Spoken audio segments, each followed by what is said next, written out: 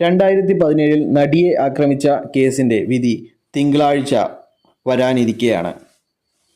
8ാം പ്രതിയായ ദിലീപ് നൽകിയ കൊട്ടേഷനാണ് ക്രൂരകൃത്യത്തിന് കാരണമെന്നാണ് പ്രോസിക്യൂഷന്റെ കണ്ടെത്തൽ.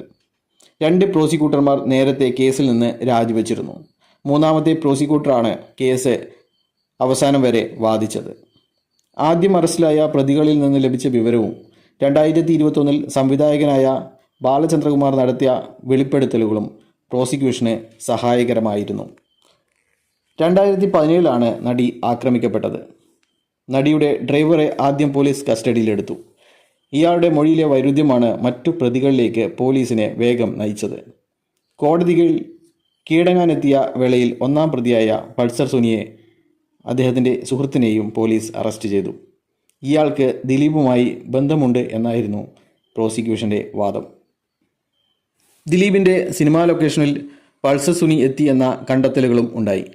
ഇതിൻ്റെ ചിത്രങ്ങളും മാധ്യമങ്ങളിൽ വന്നിരുന്നു. എന്നാൽ ഇത് വ്യാജമായി നിർമ്മിച്ചതാണ് എന്നാണ് പ്രതിഭാഗം വാദിച്ചത്. സംഭവം നടന്ന് 5ാം മാസത്തിലാണ് പോലീസ് ദിലീപിനെ അറസ്റ്റ് ചെയ്യുന്നത്. 3 മാസത്തോളം ജയിലിൽ കഴിഞ്ഞതിന് ശേഷമാണ് ദിലീപിന് കോടതി ജാമ്യം നൽകിയത്. പൾസർ സുനിക്ക് 7 വർഷത്തിന് ശേഷമാണ് കോടതി ജാമ്യം അനുവദിച്ചത്. ഇയാൾ ശിക്ഷിക്കപ്പെടുകയാണെങ്കിൽ ഇത്രയും വർഷം ഒഴിച്ചുള്ള കാലം മാത്രം ശിക്ഷ അനുഭവിച്ചാൽ മതിയാവും.